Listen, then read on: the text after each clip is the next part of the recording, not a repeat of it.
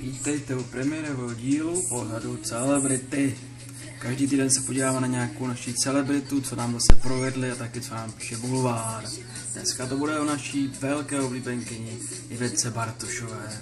Tak ona se nám zase rozvádí holka a má nový hit, který se jmenuje Heja Heja Heja.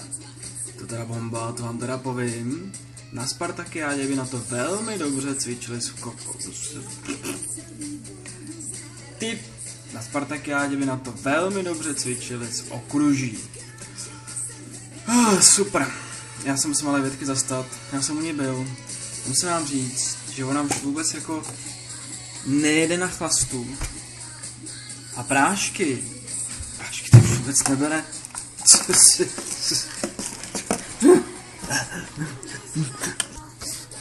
Takže pokud si myslíte, že Ivetka nejede na prácích a na chlastu, jste teda fakt nahobil.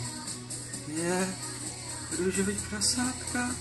Heja, heja, heja, heja, heja.